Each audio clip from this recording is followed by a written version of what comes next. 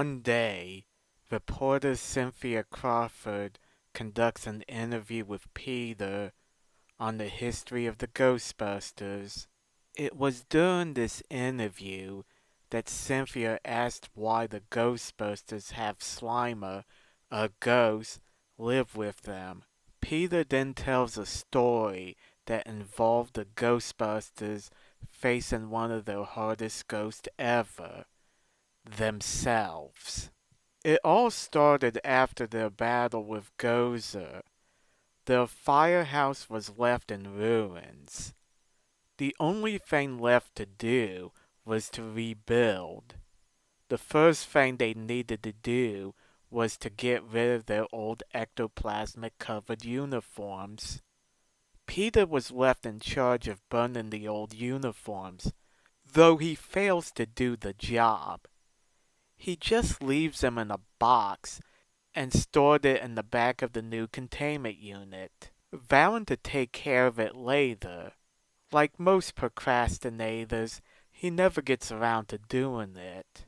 There was just one small crack in the containment unit that they failed to notice upon their inspection. Over time, some ectoplasm escaped from the containment unit and got absorbed in the uniforms. When it absorbed enough, the uniforms literally got up one night, turning them into the Spectral Ghostbusters. The Spectral Ghostbusters are similar to the People Busters from a later episode. Both are ghost versions of the Ghostbusters.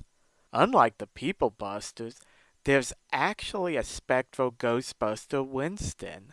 The episode also never refers to them as the Spectral Ghostbusters. That name seems to have been given to them later. They look exactly like their human counterparts.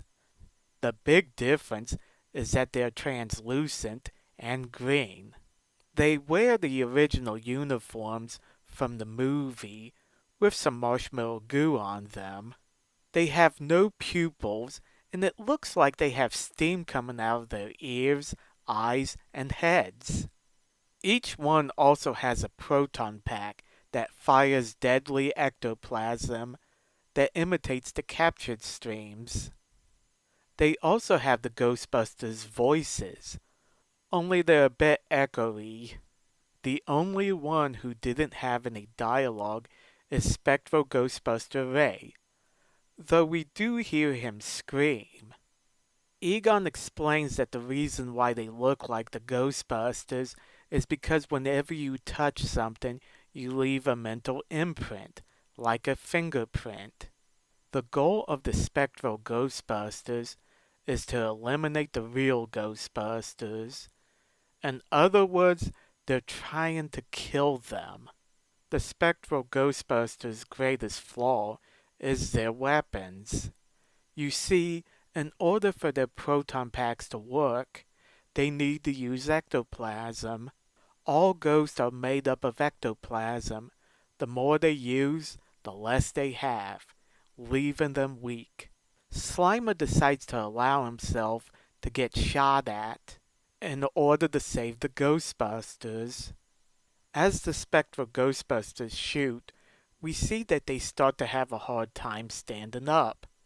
When left completely drained, they couldn't even keep their forms, allowing the real Ghostbusters to bust them and trap them.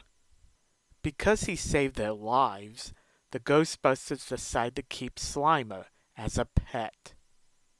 A funny thing is that as he's telling the story, Peter conveniently leaves out the fact that the whole thing was his fault, making him an unreliable narrator. I guess Cynthia Crawford should have interviewed the others to get the full story. The Spectral Ghostbusters have gone on to become one of the most iconic spooks on the show.